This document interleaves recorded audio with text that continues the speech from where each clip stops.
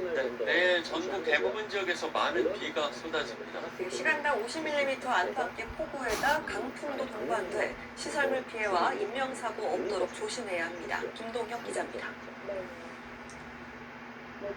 주초반 전국에서 강하고 많은 비가 쏟아집니다. 제주와 남해안으로 유입된 비구름은 밤사이 점차 확대되겠고 아침 출근길 무렵엔 전국에서 비가 내리겠습니다.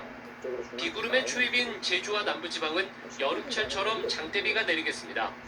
예상 강수량은 제주 산간 300mm 이상, 남해안 200mm 이상, 남부 내륙도 100mm 안팎입니다. 강원과 충청 30에서 80mm, 수도권 최대 100mm가량이 예상돼 중부지방도 많은 비가 오는 곳이 있겠습니다. 이번 큰 비는 강한 바람을 타고 비의 재료인 수증기가 다량으로 유입되며 만들어집니다. 우리나라 남서쪽 저기압과 남동쪽 고기압 사이에서 강한 합층 제트가 불면서 따뜻하고 수분한 공기가 유입되어 대기 중에 수증기량이 많아져 전국적으로는 1시간 강수량이 30mm 안팎이 예상됩니다. 지형적인 영향을 받는 제주 산간은 시간당 최대 80mm, 남해안과 지리산으로도 50mm 내외로 호우특보가 발표되겠습니다. 비가 내리는 곳에서는 초속 15m가 넘는 강풍이 동반되겠고 벼락이 치기도 하겠습니다. 이번 비는 수요일 아침부터 점차 그칠 전망입니다. 기상청은 많은 비로 계곡이나 하천의 물이 갑자기 불어날 수 있어 접근을 자제해달라고 당부했습니다. 또 도로가 미끄럽고 침수와 산사태 우려가 있어 교통안전에도 조심해야 합니다. 연합뉴스TV 김동혁입니다.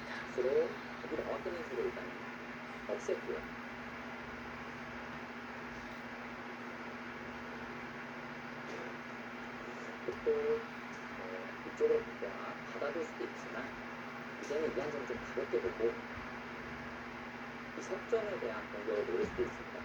나왔겠는 것은 한 점은 잡을 수는 있지만 또 이 포크되어 있는 자세가 좋거든요. 그래서 석점을 공격할 수 있는 흐름을 가져갈 수 있기 때문에 지금은 이 석점에 대한 공격을 먼저 보고 싶어요. 전국 임플란트 명수라고 부르던데 비결이 뭔가요? 개인 맞춤형 임플란트를 28만 원에 그리고 10년 보상. 오늘 낮 기온이 30도 안팎까지 올라 더우셨죠? 일상으로 돌아가는 내일은 전국적으로 비가 내리겠습니다. 돌풍과 벼락을 동반해 요란하겠는데요. 특히 남부지방에는 많은 비가 예상되며 산사태 위기경보 주의 단계까지 발령됐습니다. 비로 인한 피해 없도록 대비 단단히 해주셔야겠습니다.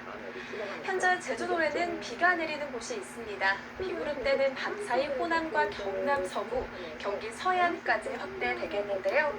내일 낮 동안에는 전국 대부분 지역에 비가 오겠습니다.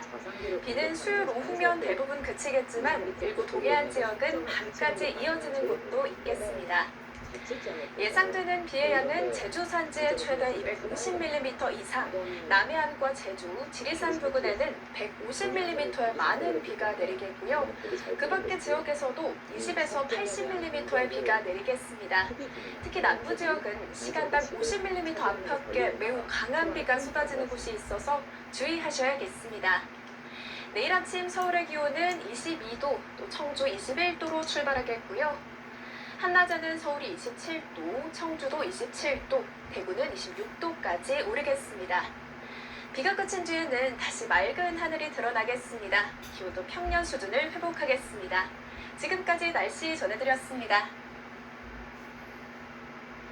예전에는 이렇게 밀어주는 것을 사선의 도로 밀어준다고 해서 좀 좋은 평가를 받지 못했는데요. 그래서 이런 모양에서는 이렇게 행하는 것도 종종 나왔습니다. 무슨 노림이 있죠. 다음에 끊어가는 수가 생깁니다. 그러면요, 이게 막을 수가 없기 때문에. 연휴 마지막 날인 오늘은 어제보다 기온이 더 올랐습니다. 내일은 전국에 비가 내리면서 고온 현상이 누그러질 텐데요. 자세한 날씨를 기상캐스터 연결해 알아보겠습니다. 권진영 캐스터. 네, 오늘은 어제보다 날이 더 덥습니다. 저는 지금 청계천에 나와 있는데요. 이렇게 조금만 가만히 서 있어도 땀이 맺히는 날씨입니다. 바깥 활동 오래 하신다면 그늘에서 틈틈이 휴식을 취해주시는 게 좋겠습니다. 오늘 아침 서울은 17.9도로 출발했지만 낮 동안 볕이 기온을 끌어올리면서 지금은 서울이 29.3도, 대구가 29.5도까지 올라 있습니다. 그만큼 해가 지고 나면 기온이 빠르게 떨어지겠는데요. 내륙 지역을 중심으로 일교차가 15도 있도록 크게 벌어지겠습니다. 시간대에 맞는 옷차림으로 체온 조절 잘 해주셔야겠습니다. 제주도에는 비가 내리고 있습니다. 밤이 되면 호남과 경남 서부 지역으로 확대되겠는데요. 이틀간 제주 산지에는 300mm 이상, 남해안에는 최대 200mm로 많은 비가 예상됩니다.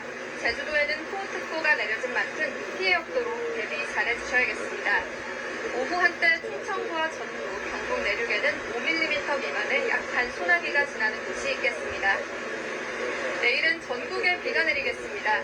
서울 등 수도권과 강원, 충청에도 많게는 100mm의 비가 예보돼 있는데요. 오늘과 내일 비가 내리는 지역에서는 바람도 강하게 불겠으니까요. 안전사고에 각별히 유의하셔야겠습니다.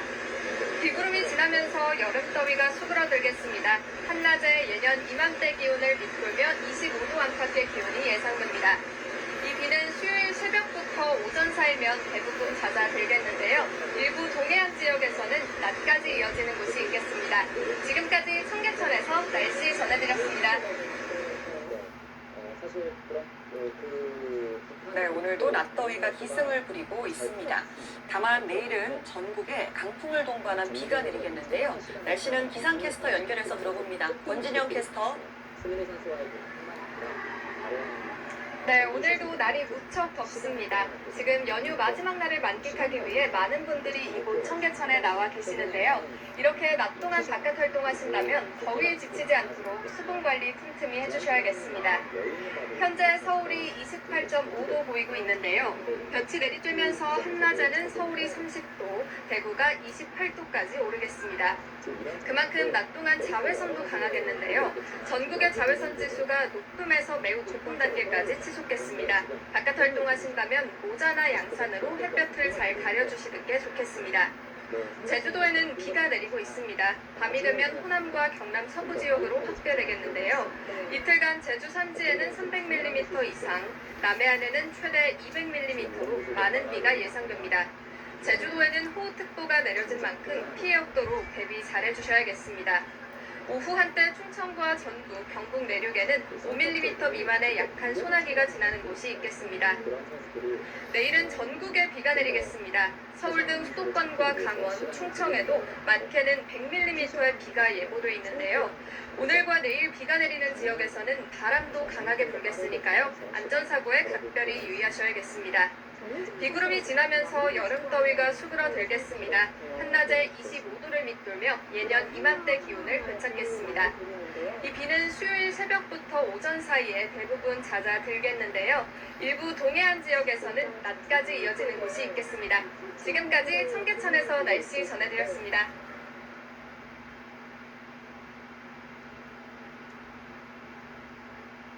어떤 말을 하게 될까요?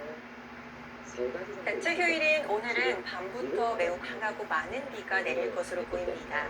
모레 오전까지 예상 강수량은 북부와 추자도에 30에서 80, 그 외 지역은 50에서 150이고요.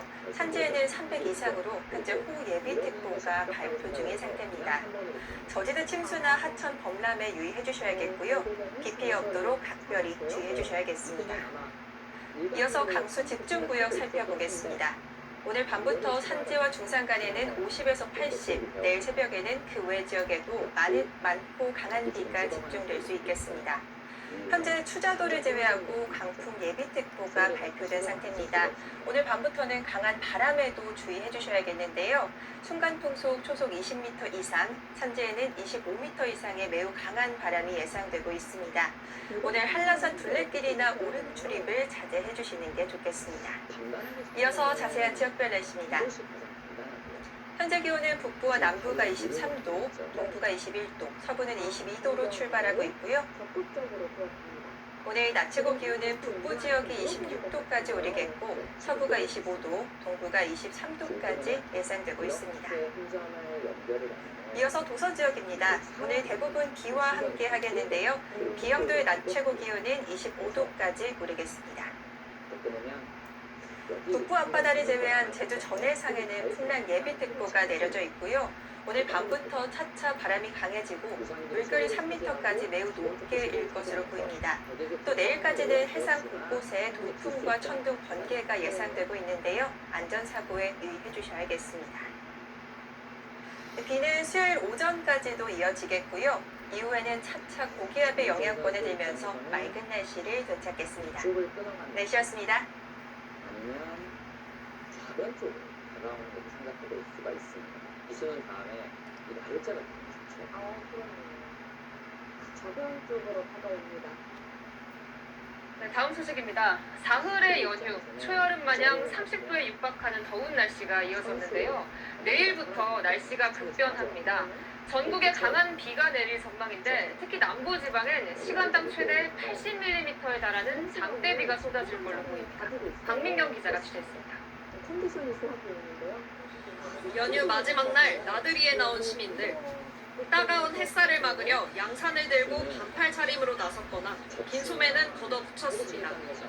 하지만 내일부터는 날씨가 돌변할 전망입니다. 전국 대부분 지역에 강한 비가 예보됐는데 오늘 제주와 남해안에서 시작된 비가 내일 새벽에는 전국으로 확대됩니다. 이번 비는 특히 남부지방에 많은 비를 쏟을 전망입니다.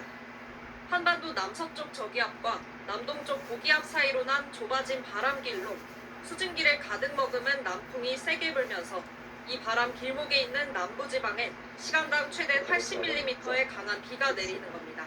10일 고속도로까지 강한 비가 내릴 것으로 예상이 되고 있습니다. 강한 바람이 유입되고 있기 때문에 대수도와 남해안에는 예비특보가 발표가 되어 있고요. 내일과 모레 이틀간 제주 산지엔 최대 300mm, 남해안과 지리산엔 최대 200mm의 많은 비가 내립니다. 경북 북부와 동해안엔 최대 100mm, 중부지방엔 30에서 100mm의 강수량이 예상됩니다. 강풍을 동반한 이번 비는 모레 새벽 서쪽 지방부터 서서히 그칠 전망입니다.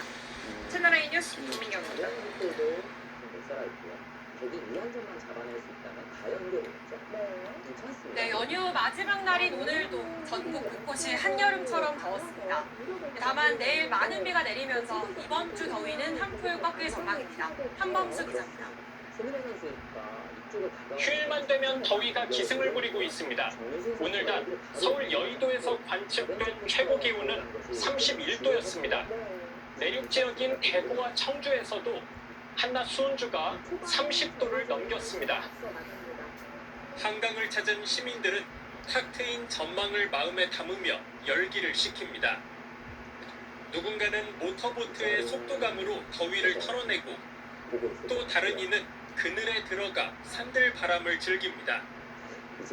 아직 5월이라 엄청 더울 줄은 몰랐는데 생각보다 많이 덥고 7, 8월 되면 너무 더워질 것 같아서 걱정이 됩니다.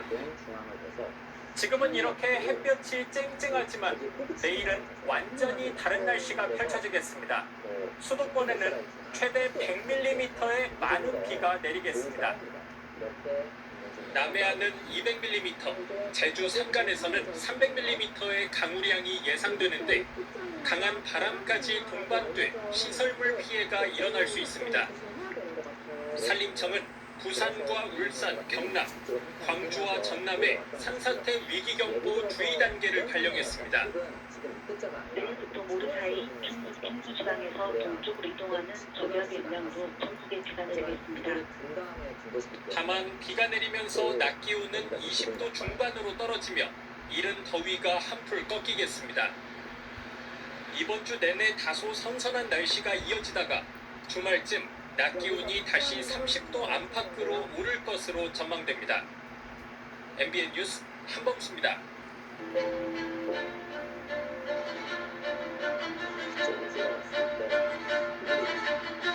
옆으로를 치고 혼자를 살린다면 여기 치중 같은 거좀 집어넣고 살기 위해서 요즘 봄이 사라진 듯한 날씨에 벌써부터 올여름 걱정이 큰데요. 올해는 평년보다 더 덥고 장맛비도 더 많이 올 거란 전망이 나왔습니다. 김세연 기상전문 기자가 보도합니다. 뜨겁게 내리쬐는 또약변. 한낮 도심의 기온이 다시 치솟기 시작했습니다. 봄부터 시작된 고온현상에 여름은 어떨지 시민들은 걱정이 앞섭니다. 매년 더워지고 있어가지고 네, 이번에도 더워질 것 같아서 걱정되긴 합니다.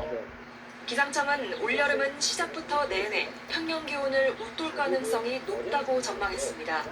북태평양과 북인도양에서 고수온 현상이 이어지는 탓에 무더위를 몰고 오는 북태평양 고기압도 북쪽으로 확장해 올 거로 예측된 겁니다. 최근 해마다 최고치를 경신 중인 여름철 평균 기온. 특히나 올여름엔 과거 폭염이 심했던 해의 특징이 또다시 재현될 거란 분석도 있습니다.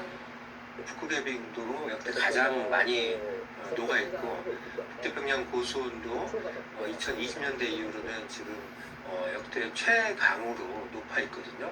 올해 그런 것들의 영향이 계속 지속된다고 하면은 작년에 이어 굉장히 좀 무더운 여름이 될 거다라고 전망했습니다. 강한 장맛비도 우려됩니다. 기상청은 장마철인 6, 7월 강수량이 평년보다 대체로 많을 거로 예측해 초기부터 많은 비가 내릴 수 있습니다. 남풍해안 수증기유입을 특히 6, 7월 강수량 증가의 주요 인자로 분석하고 있습니다.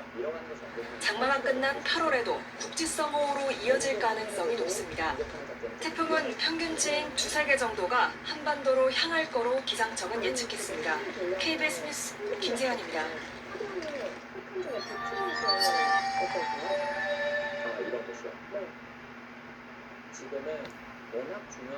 올여름도 더위와 호우가 심상치 않을 것으로 보입니다.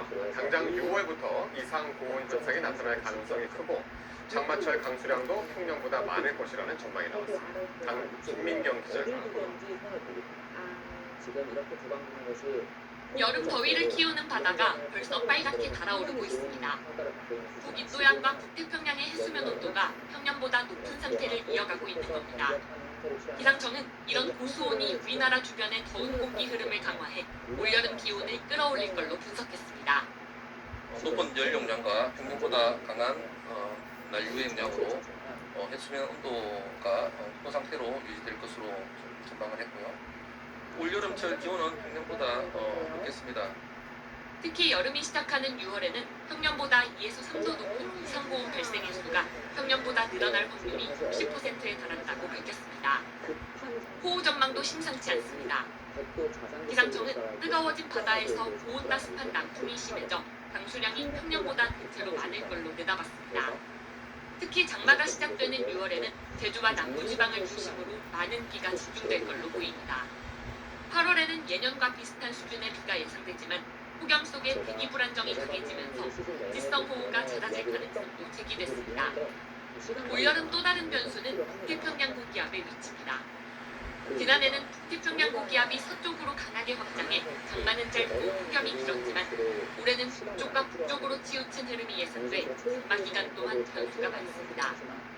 단기적인 기상 조건에서의 해석도도 굉장히 중요하기 때문에 지난해나 또는 지지난해보다는 좀 더 서쪽의 확장 정도가 그렇게 강하지 않을 것이라는 변화무쌍한 여름 날씨가 예고된 가운데 기상청은 여름철 기상재난 대응 체계를 조치 강화하겠다는 방침입니다.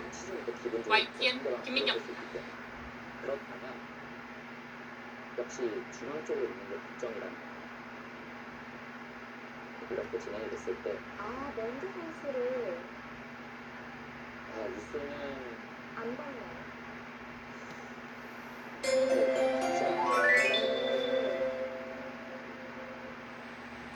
오늘은 맑고 더웠는데요. 내일은 전국에 많은 비가 내리겠습니다. 오늘 밤 제주와 남해안을 시작으로 내일 낮 사이 전국으로 확대되겠습니다. 모레까지 제주 산지에 최대 250mm 이상, 남해안과 지리산 부근에도 최대 150mm가 넘는 많은 비가 쏟아지겠습니다. 서울 등 그 밖의 중부지방과 전북, 경북에도 20에서 80mm의 비가 예상됩니다. 내일 서울은 한낮에 27도로 오늘보다 3도 정도 낮겠습니다. 호남 지방에선 광주의 낮 기온 25도가 예상됩니다. 대구는 한낮에 26도까지 기온이 오르겠습니다. 바다의 물결은 남해와 제주 해상에서 최고 3.5m까지 높게 일겠습니다. 이번 비는 수요일 오전에 중부지방부터 서서히 그치겠습니다. 날씨 전해드렸습니다. 이렇게 찍었다면 모양스럽게 이 돌이 오면서 잡을 수 있는 것과 이거는 본인이 한번 두고 그 다음에 홀드에서 잡는 것은 다릅니다. 휴일 마지막 날인 오늘은 비교적 맑고 더웠지만 내일은 전국적으로 강한 비바람이 예상됩니다. 특히 제주도와 남해안에는 시간당 50mm에 달하는 호우가 쏟아질 가능성이 있어 주의가 필요합니다. 김민경 기자입니다. 일상으로 돌아오는 화요일, 전국에 강한 비바람이 몰아칠 전망입니다. 남서쪽에서 다가오는 저기압이 뜨겁고 습한 공기를 우리나라로 대거 끌어올리기 때문입니다. 이번에도 강한 비는 제주도와 남해안을 중심으로 집중될 가능성이 큽니다. 남서쪽 저기압과 이제 남동쪽 고기압 사이의 기압 변동력에 의해서 제주도와 남해안은 하층제트 영향을 받게 됩니다. 호우특보 수준의 매우 강하고 많은 비가 내릴 것으로 예상됩니다. 한반도 남쪽의 저기압과 고기압 사이에서 바람이 맞물리며 비구름이 더욱 강하게 발달하는 겁니다. 올해까지 제주 산간에는 250mm 이상, 남해안과 지리산 부근에는 150mm 이상의 많은 비가 예상됩니다. 남부 내륙에는 최대 100mm, 수도권 등 중부지방은 20에서 80mm의 비가 내릴 전망입니다. 제주 산간과 남해안에는 한때 시간당 50mm 안팎의 강한 비가 집중될 걸로 보입니다. 수증기가 많이 올라가는 남부지방, 대형 산지들이 위치하는 곳을 중심으로는 비구름대가 추가적으로 더 발달하는 효과가 발생할 수 있기 때문에 많은 비로 인한 피해가 없도록 특별한 대비가 필요한 상황이고요. 이번 비는 곳에 따라 요란한 천둥 번개를 동반하겠고 순간적으로 초속 15m 안팎의 강한 바람이 부는 곳도 있겠습니다. 또 일부 해상에는 최고 3m 안팎의 높은 물결이 일 걸로고요. 풍랑특보가 내려질 가능성도 있습니다. 비는 모레 오전에 서쪽 지역부터 차차 그치겠지만 동해안은 낮까지 이어지는 곳이 있겠습니다. YTN 김민경입니다. 봉쇄하는 자세는 취할 수 있지만 여기 끊기는 것도 남아있고요. 이 취중을 통해서 우리 이런 악수를 살기 위해서 그러면 그때 여기 설정을 잡으면 여기 상변 자세가 그렇게 괜찮아졌어요. 아, 그런가요? 네. 그래서 지금 층간 소음으로 인한 이 끔찍한 사건이 끊이질 않습니다. 40대 남성이 이번엔 위층에 사는 70대 남성을 살해했습니다.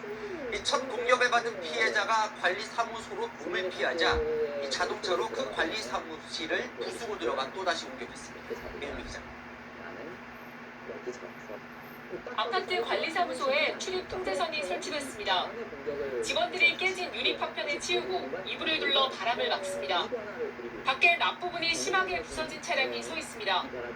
저 차가 들어가봐. 다 깨지고 관리소도 유리창이 다 깨지고. 차량 주인은 이 아파트 입주민 40대 A씨입니다. 어제 오후 2시 30분쯤 위층 집을 찾아가 70대 B씨에게 흉기를 휘둘렀습니다. 윗집에서 난방 공사를 하고 있었는데 시끄럽다는 이유였습니다. B씨는 관리사무소로 몸을 피했고 직원들이 문을 잠그자 A씨는 차를 몰고 관리사무소에 돌진한 뒤 또 흉기를 휘둘렀습니다. 심정지 상태로 병원에 옮겨진 B씨는 숨졌고 A씨는 현장에서 붙잡혔습니다. 임대주택에 거주하는 이들은 평소에도 층간소음 문제로 갈등을 빚어왔습니다. 지난 10월과 지난달에도 층간소음 관련 112 신고가 있었던 걸로 파악됐습니다. 관리사무소는 A씨 집을 옮기기로 하고 절차를 진행 중이었지만 참변을 막지 못했습니다.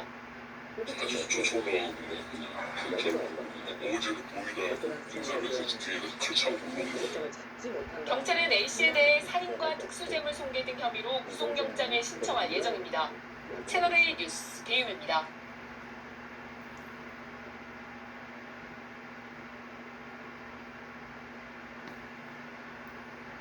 경기 양평에서 노부부가 탄 승용차가 내리막길에서 전봇대를 들이받아 70대 여성이 숨졌습니다. 휴일 화재 소식도 잇따랐는데요. 사건 사고 소식은 노경민 기자가 전해드립니다. 승용차 한 대가 형체를 알아보기 어려울 정도로 심하게 찌그러져 있습니다. 어제 오후 6시 15분쯤 경기 양평군에서 승용차 한 대가 풀숲에 있던 전봇대를 들이받았습니다. 당시 차 안에는 노부부가 타고 있었는데 조수석에 있던 70대 여성이 사고로 숨졌습니다. 사고가 난 현장입니다. 승용차에 들이받친 전봇대는 사고 충격으로 한쪽으로 아슬아슬하게 기울었습니다. 운전자는 내리막길을 달리던 중 브레이크가 작동하지 않았다고 진술한 걸로 알려졌습니다. 브레이크를 칠 수도 있으니까 그래서 핸들을 풀었다. 그렇게 지금 브레이크가 진짜 안 들었는지 조사를 더 진행을 해봐야 알죠. 주택 내부의 시뻘건 불길이 넘실거립니다. 오늘 오전 6시 50분쯤 경기 고양시 한 단독주택에서 불이 나 1시간 10분 만에 꺼졌습니다. 주민 15명이 제때 대피해 다친 사람은 없었지만 이재민 1명이 발생했습니다. 건물에서 난 검은 연기가 하늘 높이 솟구칩니다. 오늘 새벽 1시 40분쯤 강원 영월군의 한 카센터에서 불이 났습니다. 당시 직접 불을 끄던 60대 남성이 양팔에 2도 화상을 입었습니다. 소방당국은 정확한 화재 원인을 조사 중입니다. MBN 뉴스 노경민입니다.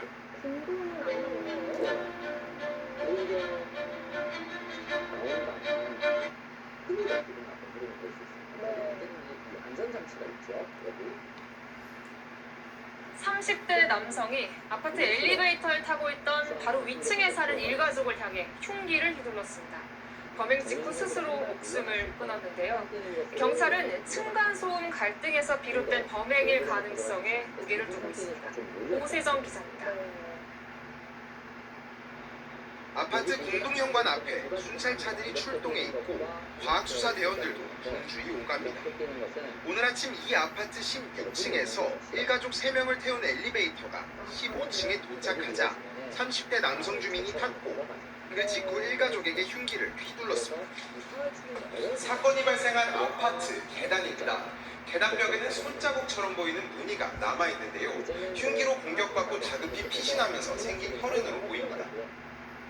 습격을 당한 40대 부부는 상처를 입었지만 생명에는 지장이 없고 부부의 딸도 찰과상을 입는 데 그쳤습니다. 이웃 주민이 문을 열어줘 피해자 가족의 피신을 도왔습니다.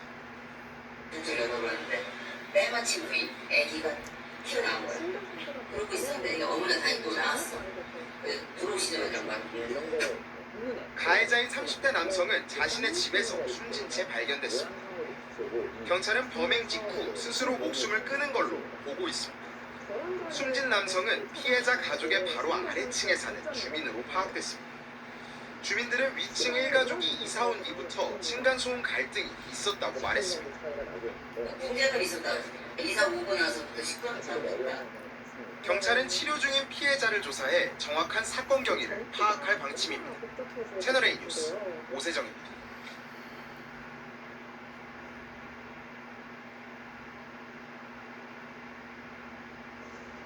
전민준 선수가 이 상대 쪽을 좀 서둘러야 되는 이유가 이렇게 활용하는 것은 아까 일편 푸드와 함께라면 세대가 달라도 언제나 편안하게 든든한 함께 부담 없이 부드럽게 일편 푸드. 그러면 아까 이렇게 서울의 한 주택가에서 이웃에게 흉기를 수차례 휘둘러 살해한 40대 남성이 붙잡혔습니다. 이 남성은 경찰 조사에서 층간소음 문제가 있었다고 진술한 것으로 전해졌습니다. 신동욱 기자가 취재했습니다. 서울 강서구의 한 주택가에 구급차가 출동합니다. 40대 남성 A씨가 빌라 옥상에서 아래층에 살던 50대 여성을 상대로 흉기를 휘둘렀습니다. A씨는 놀란 피해자가 자신의 집으로 도망치자 뒷조차가 재차 범행하는 잔혹함을 보인 것으로 전해졌습니다. 경찰차가 다섯 대가 오고 일부 차가 두 대가 오고 차 문 열어놓고 물 탔는데 던졌다 하더라고요. 중상을 입은 피해 여성은 심정지 상태로 병원에 옮겨졌지만 결국 숨졌습니다. 신고를 받고 출동한 경찰은 빌라에서 A씨를 발견해 현행범 체포했습니다. 경찰 조사에서 A씨는 피해자와 층간소음으로 갈등을 빚어왔다는 취지로 진술한 것으로 알려졌습니다.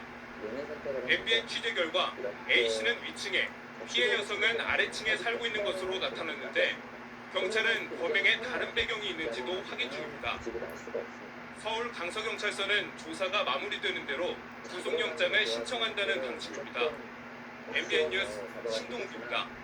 이것은 수상자에게 반대지 이 중앙도 잘 공세가 안 됩니다. 너무 무리한 싸움이고 가생령의 설태라고 하죠. 본인의 약점을 지킨 다음 상대방의 경계를 노려야 됩니다. 빠지고 밀어갑니다. 또 중앙 쪽으로 탈출을 하는데요. 오늘은 전국적으로 강한 비바람이 예상됩니다. 특히 제주도와 남해안에는 시간당 50mm에 달하는 폭우가 쏟아질 가능성이 있어 주의가 필요합니다. 김민경 기자가 보도합니다. 이렇게 되는 것은 사실 큰 차이가 없기 때문에 일상으로 돌아오는 화요일, 전국에 강한 비바람이 몰아칠 전망입니다.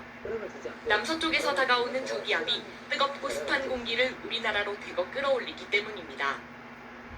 이번에도 강한 비는 제주도와 남해안을 중심으로 집중될 가능성이 큽니다. 남서쪽 저기압과 남동쪽 고기압 사이의 기압 경도력에 의해서 제주도와 남해안은 하층제트 영향을 받게 됩니다. 호우특보 수준의 매우 강하고 많은 비가 내릴 것으로 예상됩니다. 한반도 남쪽의 저기압과 고기압 사이에서 바람이 맞물리며 비구름이 더욱 강하게 발달하는 겁니다.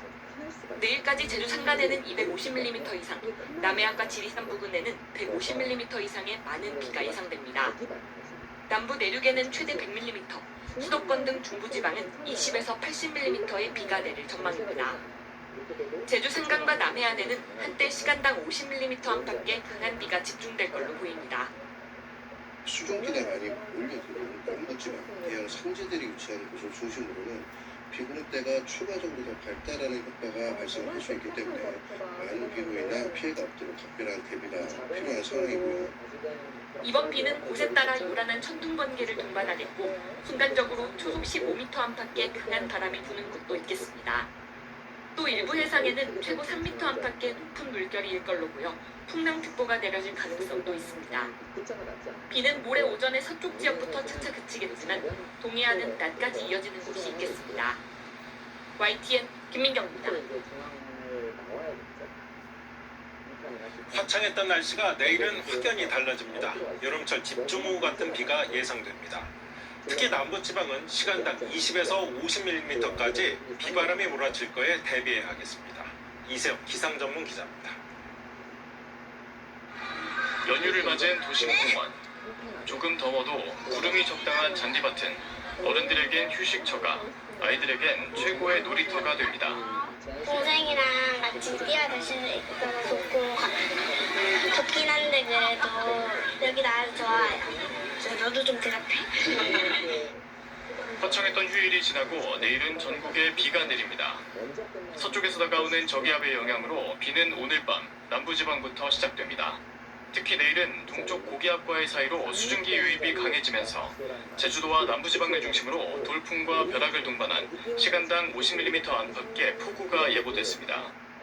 모레까지 예상되는 비의 양은 제주 산지에 최대 250mm 이상, 남해안과 지리산 부근에 최대 150mm 이상, 수도권 등 중부지방에 20에서 80mm입니다.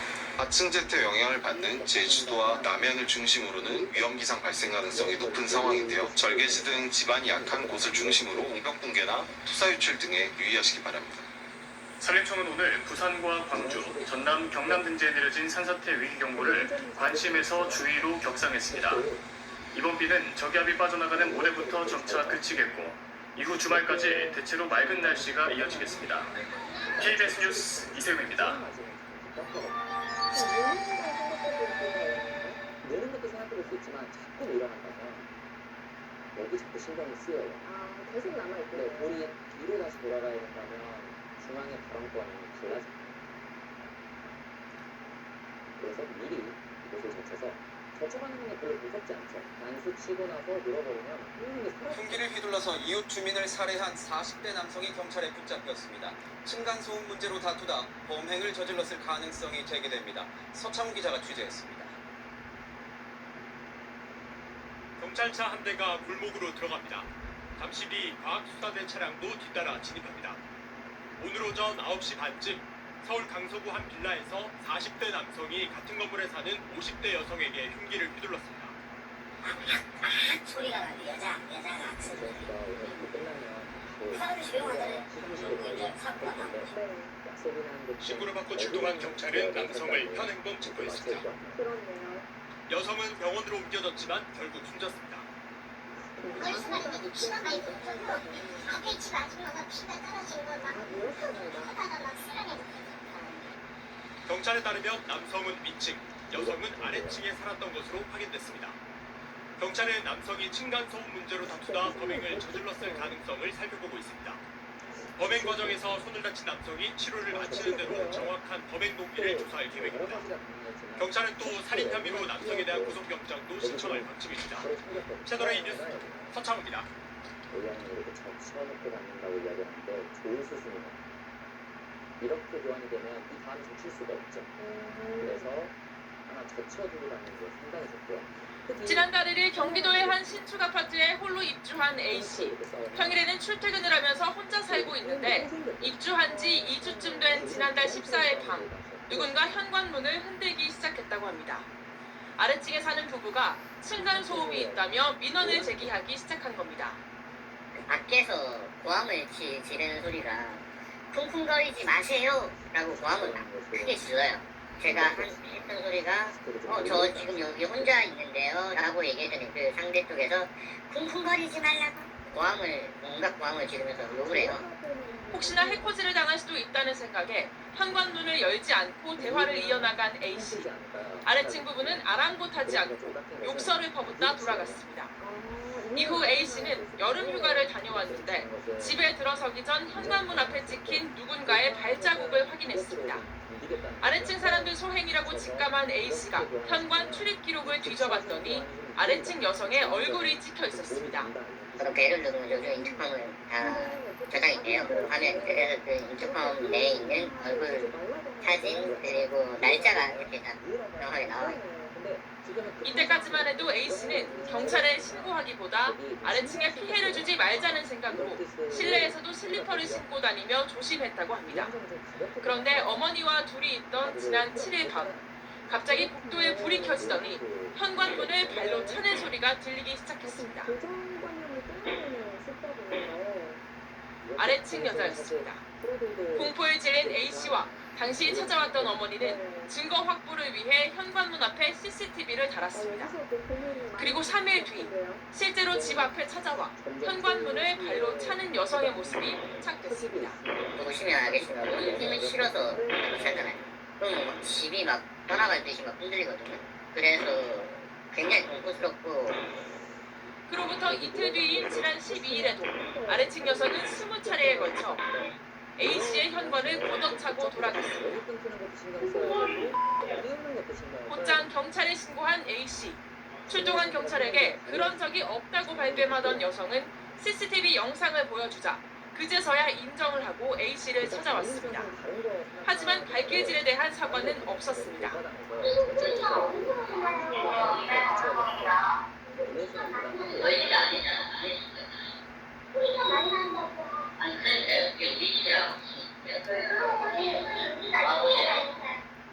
아래층 여성은 당시 경찰에게 이제 현관문을 발로 차지 않겠다고 했지만 A씨는 공포에 떨고 있습니다.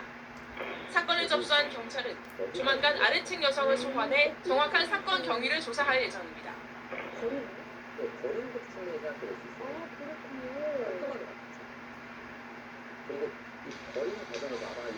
지난달 22일 서울 용산구의 한 골목길. 좁은 골목을 지나는 차량 앞으로 흰 티셔츠에 검은 가방을 맨 남성이 걸어옵니다. 운전자는 벌써 뭔가 수상한 낌새를 느낀 듯합니다. 아니나 다를까 차량이 이 남성 옆을 지나는 순간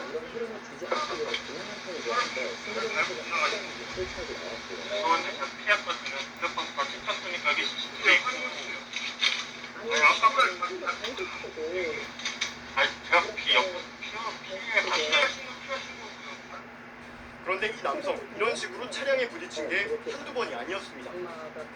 불과 보름여 전에도 같은 차림으로 용산의 한 이면도로를 걷다가 차량이 다가오자 뒷바퀴에 발을 슬쩍 집어넣더니 엄살을 부립니다.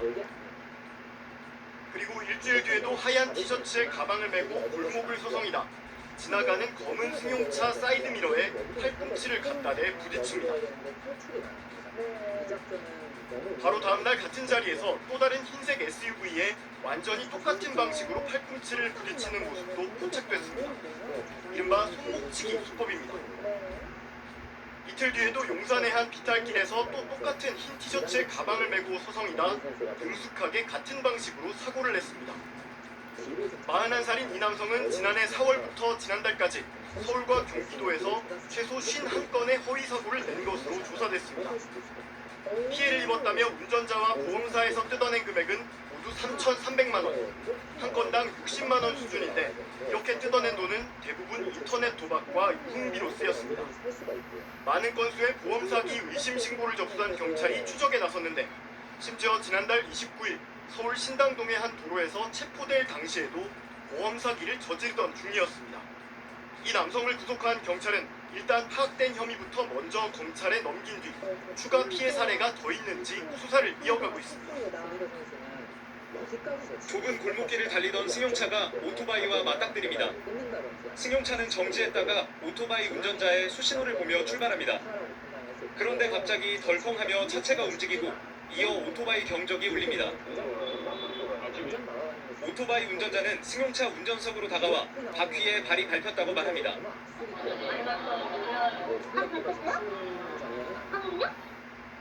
그런데 8일 뒤 바로 옆 골목에서 똑같은 상황이 벌어집니다. 차량 바퀴에 발이 밟혔다며 피해를 호소한 이 남성은 바로 그 오토바이 운전자였습니다. 하지만 이번에는 발을 슬쩍 밀어넣는 장면이 포착됐습니다. 얼마 전 사고가 발생했던 승용차 운전자의 차량 블랙박스에 그 장면이 고스란히 담겼습니다. 보험사는 싫다고 그냥 돈을 요구하시더라고요. 제가 사고 났던 자리 또 똑같이 사고가 또 난 거예요. 경찰 조사 결과 이 오토바이 운전자는 한 주택가 일대에서만 47차례에 걸쳐 이 같은 수법으로 합의금 1,500만 원을 뜯어낸 것으로 나타났습니다. 하루 3차례나 범행을 저지른 적도 있는데 피해자는 대부분 여성 운전자였습니다.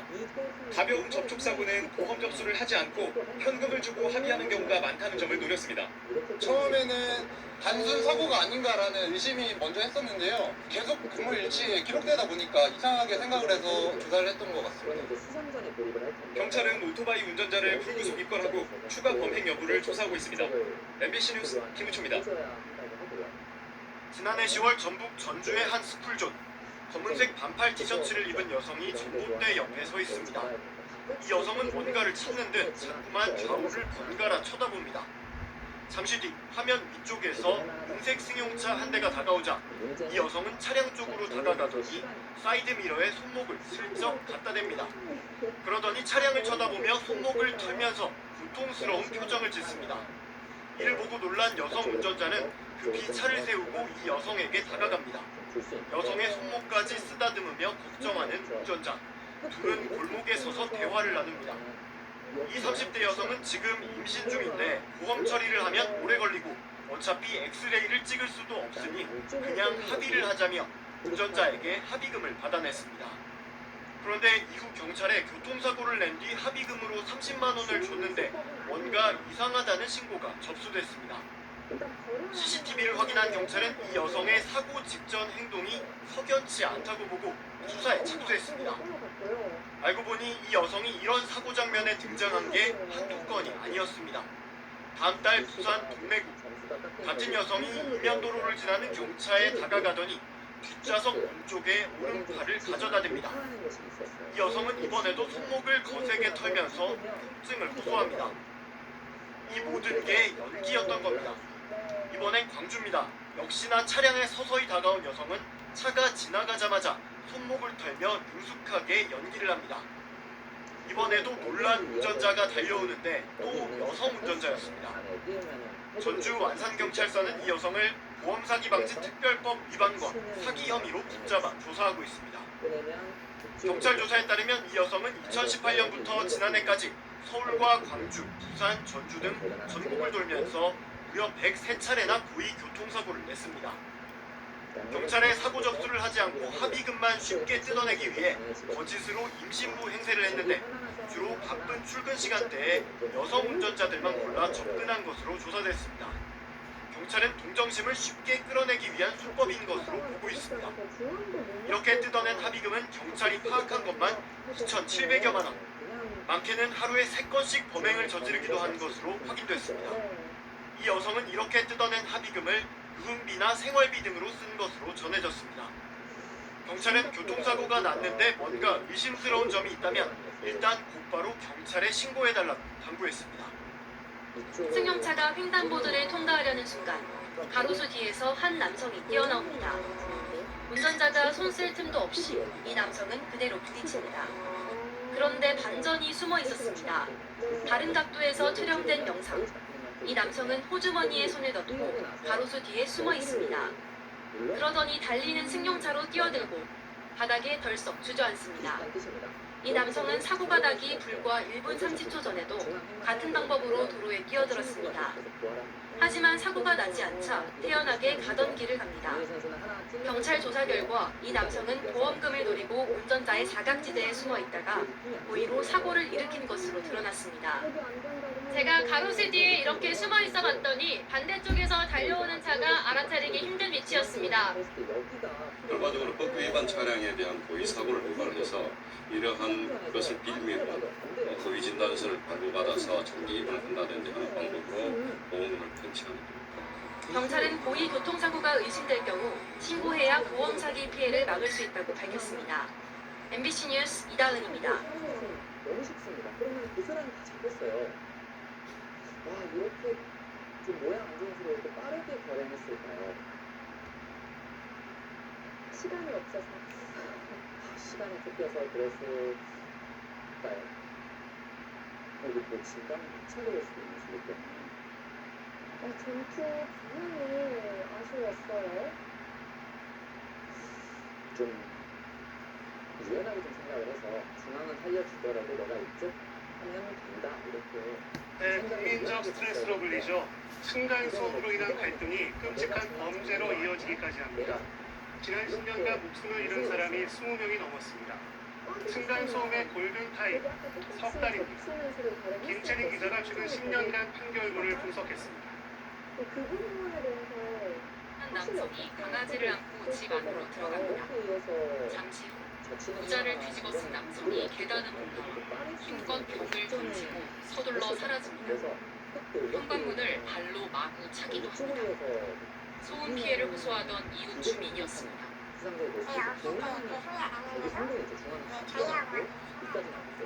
처음엔 말로 시작된 항의, 3개월 뒤엔 물리적 위협으로 이어진 경우입니다. 결국 이 남성은 스토킹 처벌법 위반 혐의로 벌금 500만 원 처분을 받았습니다. 사람이 죽은 게 아니라 이렇게 당해가지고 발로 차는 거에서 그치겠지만 또 분노를 뭐 조절을 못하면은 또 혹시 원래 일이 생길 거라는 생각을 하니까 소음 갈등이 더 극단적 범죄로 비화하는 일도 끊이지 않고 있습니다. 최근 10년간 이웃 사이 소음 갈등으로 촉발된 살인사건 판결문을 전수조사했더니 모두 22명이 살해됐습니다. 피해자가 위독했던 경우를 더하면 희생자는 35명까지 늘어납니다. 이수까지 가면 훨씬 많아요. 1년에 적게 잡아도 3-4명 정도가 살해나. 소음 분쟁 살인 사건의 72%는 범행 전 피해자와 가해자의 갈등이 석 달 이상 이어졌다는 공통점이 있습니다. 서로가 연속을 받는 시간들이 통상적으로 몇 개월 걸려요.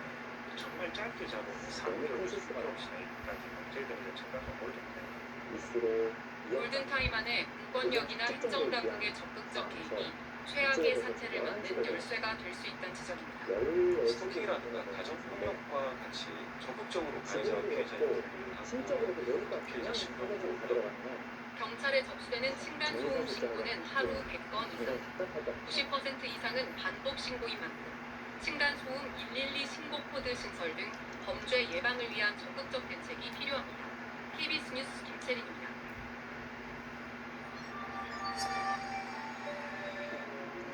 정우진 선수 실수가 나왔는데요.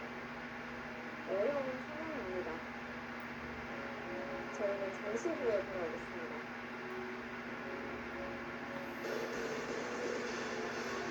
대구 서구의 한 아파트에서 20대 남성이 이웃을 흉기로 살해한 건 어제 오전 10시 40분쯤입니다. 아파트 엘리베이터 안에서 위층에 사는 50대 주민에게 흉기를 휘두른 겁니다. 가해 남성은 범행 직후 자해를 시도해 병원으로 옮겨졌지만 생명에는 지장이 없는 것으로 전해졌습니다. 경찰은 아파트 관계자의 신고를 받고 출동해 1층 엘리베이터 앞에서 남성을 현행범 체포했습니다. 경찰 조사 결과 남성은 피해자를 마주쳤을 당시 흉기를 갖고 있었던 것으로 드러났습니다. 또 1년 전쯤 가해 남성이 피해자가 사는 윗집에 쿵쿵거리는 소리 등을 이유로 경찰에 신고한 적이 있었던 것으로 파악됐습니다. 당시 경찰은 현장에 출동해 층간소음 관련 안내와 주의 조치를 했다고 설명했습니다. 경찰은 층간소음 문제로 갈등을 겪던 중 범행이 벌어진 것으로 보고 정확한 범행 동기 등을 조사한 뒤 남성에 대해 구속영장을 신청할 계획입니다. 층간소음 갈등이 강력범죄로 이어지면서 사회적 우려도 커지고 있습니다.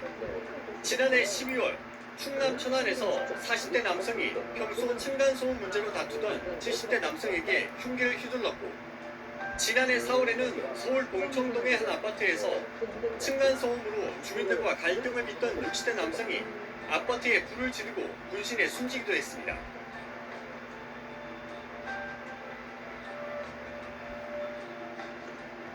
의상 쪽에서 보관할 수가 없기 때문에 중앙에서 해결을 봐야 되는데 중앙도 볼 수가 없어요. 뭐 어디에 수선인가 이렇게. 그러면 이제는 이쪽에 좀 두꺼움이 생겼거든요. 두꺼움이 생겼기 때문에 아래쪽이 좀 많이 40대 남성이 아파트 윗집 주민을 흉기로 살해했습니다. 첫 공격을 받은 피해자가 집에서 관리사무소로 몸을 피하자 자동차로 사무실을 부수고 들어가 또다시 공격했습니다. 발단은 소음이었습니다. 백상현 기자가 보도합니다. 아파트 관리사무소 출입문 유리가 산산이 부서졌습니다. 경찰 통제선 너머에선 파편을 치우는 작업이 한창입니다. 오늘 오후 2시 반쯤 이 아파트 4층에 사는 40대 남성이 윗집에 찾아가 흉기를 휘둘렀습니다. 흉기에 부상을 입은 70대 남성은 계단으로 도망쳐 관리사무소로 몸을 피했습니다. 그런데 아랫집 남성이 뒤쫓아갔고 관리사무소 문이 잠겨있자 자신의 차를 몰고 그대로 돌진했습니다. 관리사무소 안으로 들어간 남성은 윗집 남성에게 재차 흉기를 휘둘렀습니다. 그분이 계속 흔들었으니까 그 문이 자체가 이제 열리지는 않았는데 5분 정도 했다가 갑자기 웃어주셨는데 팍 하고 소리가 나는 거예요. 배와 얼굴 등을 크게 다친 70대 남성은 병원으로 옮겨졌지만 결국 숨졌습니다. 이 아파트 관리사무소 안에서 흉기를 휘두른 가해자는 이 안에 있던 직원과 또 주민에 의해 제압됐습니다. 신고를 받고 출동한 경찰은 가해 남성을 현행범으로 체포하고 흉기를 압수했습니다. 사건의 발단은 층간소음이었습니다. 당시 윗집에선 난방 분배기 수리공사 중이었는데 공사 소음을 참지 못한 아랫집 남성이 격분해 범행을 저지른 것으로 경찰은 보고 있습니다. 이들은 평소에도 층간소음으로 갈등을 겪어온 것으로 전해졌습니다. 경찰은 살인 혐의로 가해 남성에 대해 구속영장을 신청할 방침입니다. KBS 뉴스 백상현입니다. 천안의 한 아파트에서 층간소음이 원인으로 추정되는 살인사건이 발생해 70대 주민이 숨졌습니다. 추운 겨울날 보일러를 고치는 공사소음에 발을 참지 못하고 윗집을 찾아가 범행을 저지른 것으로 보입니다. 이현경 기자입니다. 아파트 관리사무소 출입문 유리가 산산이 부서져 있습니다. 출입 통제선 너머에선 잔해를 치우는 작업이 한창입니다. 오늘 오후 2시 반쯤 이 아파트 5층에 살고 있는 70대 남성이 피를 흘리며 관리사무소 안으로 들어왔습니다. 아래층에 사는 40대 A씨가 휘두른 흉기를 피해 관리사무소까지 피신한 겁니다. A씨는 차량으로 관리사무소 출입문을 부순 뒤 들어가 범행을 이어갔습니다. 그분이 계속 흔들었으니까 그 문이 자체가 이제 열리지는 않았는데 휘어졌다 그래요. 그래서 그 상태에서 계속 한 5분 정도 했다가 갑자기 웃어주셨는데 팍 하고 소리가 나는 거예요. 70대 주민은 관리사무소 직원의 신고를 받고 출동한 소방에 의해 병원으로 옮겨졌지만 결국 숨졌습니다. 현장에서 A씨를 현행범 체포한 경찰은 A씨가 층간소음 때문에 범행을 저지른 것으로 보고 있습니다. 사고 당일 70대 피해자가 난방 분배기를 수리하는 공사를 진행하자 A씨가 소음에 격분해 윗집을 찾아 올라가 범행을 저질렀다는 게 경찰의 설명입니다. 경찰은 A씨를 상대로 이 같은 진술을 확보하고 조사를 마치는 대로 살인 혐의로 구속영장을 신청할 방침입니다. KBS 뉴스 이연경입니다. 경기 의정부시의 한 아파트에서 30대 남성이 위층에 사는 가족들에게 흉기를 휘둘렀습니다. 가해자는 자택에서 숨진 채 발견됐는데 경찰 경찰은 층간소음 갈등이 있었는지 등을 살펴보고 있습니다. 배지한 기자입니다. 장유진석 씨는 3년 만에, 노승일 선수는 2년 만에. 이게 내 세계야. 저희는 잠시 후에 아파트 1층에 멈춰 있는 엘리베이터. 내부엔 미처 지우지 못한 혈흔이 보입니다. 어제 오전 7시 반쯤 이 엘리베이터 안에서 아파트 15층에 사는 30대 남성이 흉기를 휘둘렀습니다. 피해자는 바로 위층에 살던 일가족 40대 부부와 초등학생 딸이었습니다.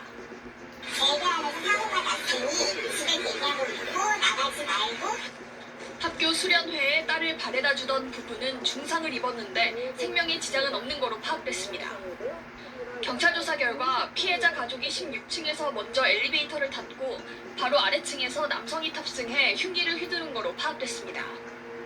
엘리베이터 문은 7층에서 열렸고 가족들은 가까스로 도망쳤습니다. 이후 이웃 주민이 피해자를 자신의 집으로 피신시킨 뒤 경찰에 신고했습니다.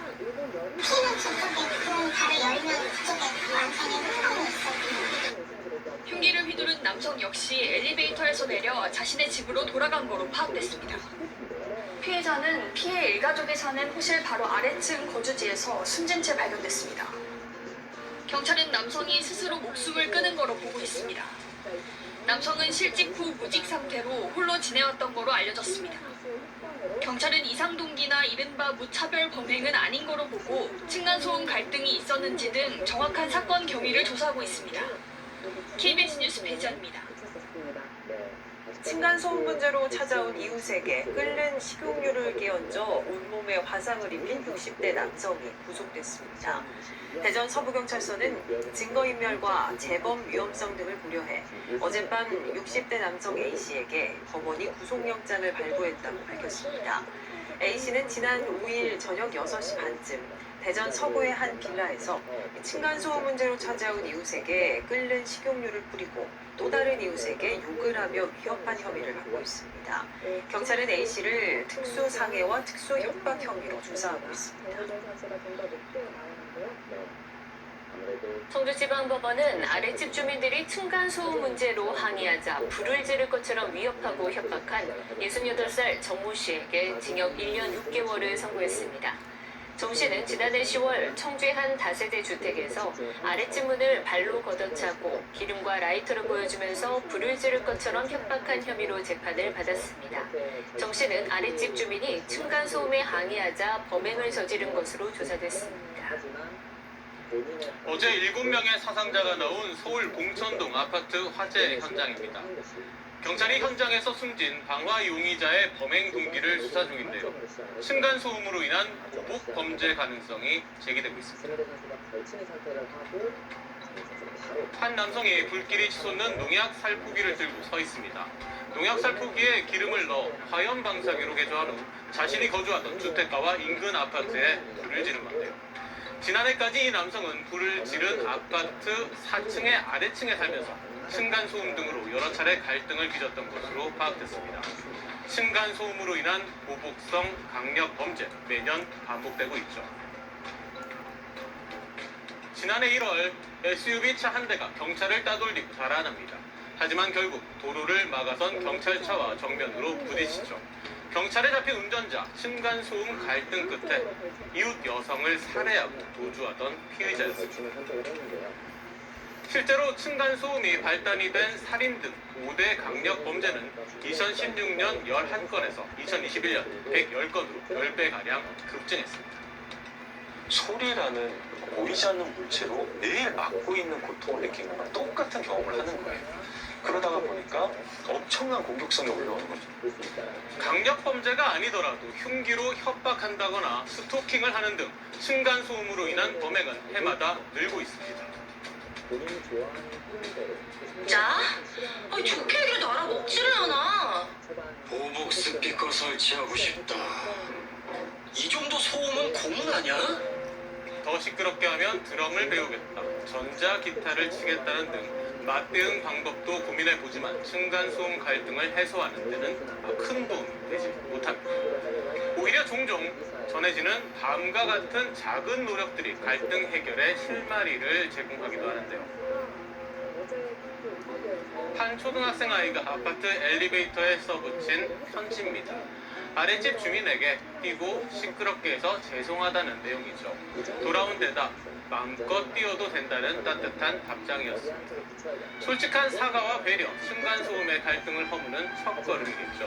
하지만 층간소음 문제를 개인 간의 갈등으로만 치부하기엔 사회적 파장이 큰 만큼 적극적으로 대책을 마련하는 게 필요해 보입니다.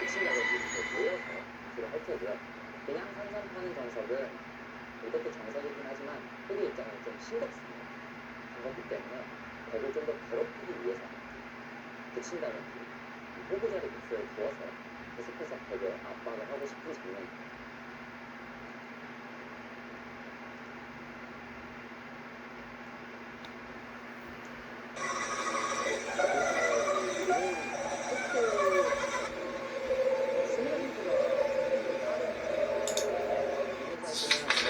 시간을 쫓기면서 좀 어렵게 영향이 나는데 오늘 결승전이라 그런가 상대 선수도 좀 잘합니다.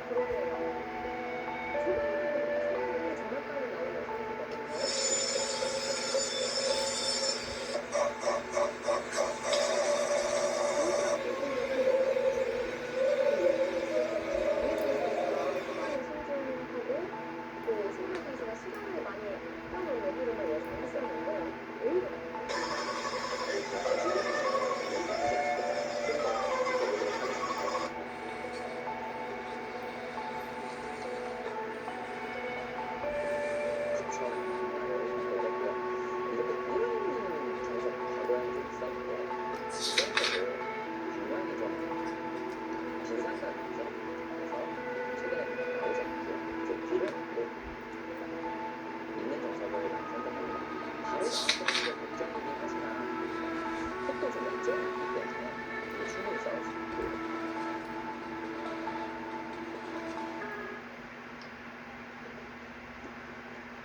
바로 나와 끊지 않고 상대방 쪽을 먼저 짚어주었고요. 네, 이 한 칸 캔스로는 뭐 입구점이 가능했고요. 그냥 두 칸 벌리는 것도 가능했는데 한 칸만. 자, 충남 천안의 한 아파트에서 발생한 사건입니다. 같은 아파트에 사는 70대 남성이 아래층에 사는 40대 남성에게 숨지는 살인 사건이 발생했습니다. 이 겨울철 맞아서 시작된 보일러 공사, 집안 보일러 공사 때문이었다고 합니다. 무슨 일이 있었던 겁니까? 네, 이웃 간의 끔찍한 살인 사건이 발생한 건데요. 어제 오후 2시 반쯤이었습니다. 충남 천안의 한 아파트에서 흉기 공격을 당한 사람이 있다라는 이 119 신고가 접수가 됐는데 흉기 공격을 당한 피해자는요. 해당 아파트 5층에 살던 70대 남성이었습니다.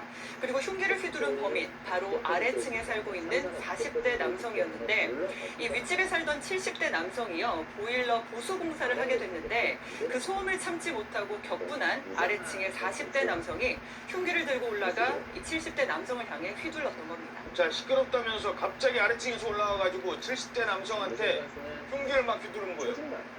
갑작스런 흉기 공격을 받은 이 70대 남성, 일단 관리사무소로 몸을 피했다고요? 네, 그렇습니다. 이제 70대 남성이 흉기 공격을 당해서 부상을 입은 거예요. 예. 부상을 입은 상태에서 계단으로 도망쳐서 관리사무소 안으로 들어갔거든요. 예. 그래서 관리사무소 직원들이 문을 잠궜습니다. 문을 잠궜는데 40대 남성이 쫓아가서 문을 막 흔들더니 가버렸습니다.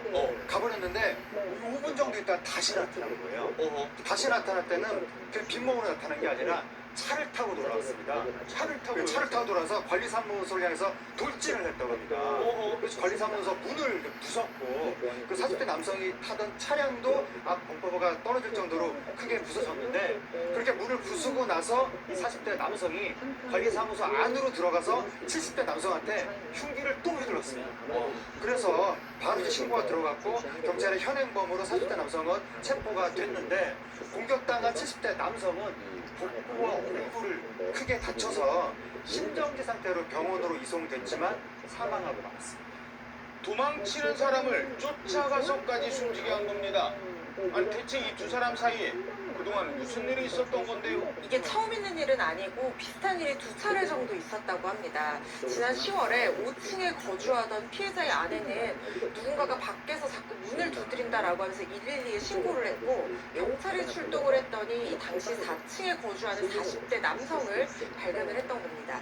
그래서 이웃집 문을 두드리거나 집에 침입하는 행위를 하면 법적인 처벌 대상이 될 수 있다 이렇게 경고를 한 뒤에 돌아간 적이 있었는데 이 40대 남성이 얼마 뒤에 혼자서 구치소를 따로 찾아가가지고 내가 사실은 층간소음 피해자인데 이게 억울하다라고 하면서 이 본인의 어떤 처지를 호소를 했다는 겁니다. 지구 뒤에 또 찾아가서 따로 가서 그렇습니다. 그러니까 이제 자기가 마치 가해자가 된 것 같은 상황이 억울하다 이렇게 입장을 피력을 했다는 거죠. 예. 그런데 두 번째 신고는 지난달 6일에도 있었는데 이번에도 윗집에서 시끄럽게 한다는 40대 남성이 신고였다고 합니다. 이후에 경찰의 중재로 그때 당시에 일단락이 됐지만 2차례의 112 신고까지 이어졌던 만큼 이 층간소음 갈등이 봉합되지 않고 더 심화되다가 결국에는 안타까운 살인사건으로 이어지고 만 겁니다. 그래서 건강하게 한마디 했습니다. 양쪽의 벽을 동시에 보고 있는데요. 아파트 엘리베이터에서 아래층 주민이 위층 이웃에게 흉기를 휘둘러 숨지게 한 사건이 발생했습니다. 두 사람은 1년 전 층간소음 문제로 갈등을 겪었던 것으로 확인됐는데 경찰은 계획범죄, 무게를 두고 구속영장을 신청했습니다. 이심철 기자의 보도입니다.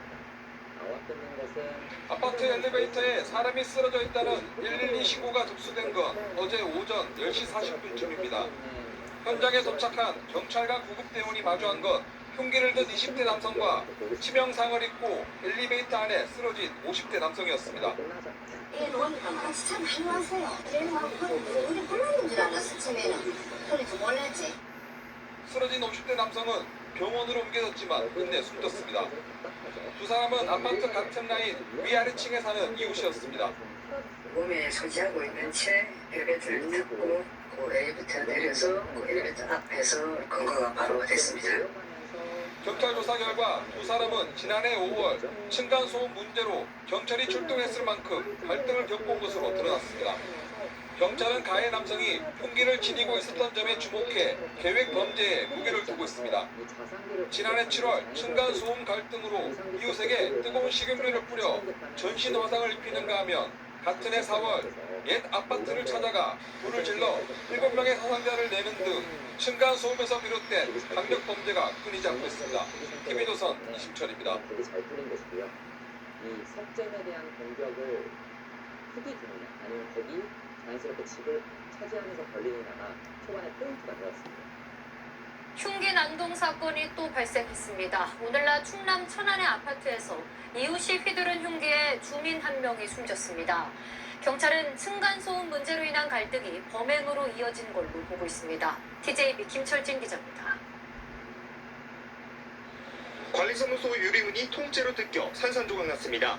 깨진 유리조각과 파편 사이 핏자국이 남아있습니다. 오늘 오후 2시 반쯤 천안 시성구 쌍용동의 한 아파트 단지에서 40대 남성 A씨가 이웃을 흉기로 찔러 살해했습니다. A씨는 보일러 보수공사 소음 문제로 윗집을 찾아 70대 남성 B씨와 다투다가 주머니에 있던 흉기로 B씨를 찔렀습니다.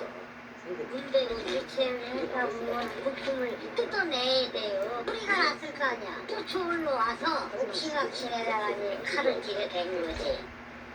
칼에 찔린 B씨는 공사 직원이 A씨를 저지하는 사이 아파트 관리사무소로 도망쳤습니다. 관리사무소 직원들은 문을 잠그고 쫓아오던 A씨를 막았습니다. 하지만 A씨는 자신의 차를 타고 돌진해 잠겨있는 관리사무소 문을 뚫고 들어가 다시 한번 범행을 저질렀습니다. B씨는 심정지 상태로 병원에 옮겨졌지만 결국 숨졌습니다. 이웃들은 A씨가 평소에도 층간소음 문제로 갈등을 빚어왔다고 말했습니다. 몇 번 얘기를 하시더라고요. 그것 때문에 저번부터 맞다. 경찰은 A씨를 현장에서 체포하는 한편 살인 등의 혐의로 구속영장을 신청할 계획입니다. TJB 김철진입니다. 안녕하세요. SBS 주시은입니다. 오른쪽에 구독 버튼 보이시나요? 더 많은 뉴스와 라이브 이벤트 궁금하시다면 이 구독 버튼 눌러주시고요. 항상 저희 SBS 뉴스 시청해 주셔서 고맙습니다. 그렇습니다. 그 당시에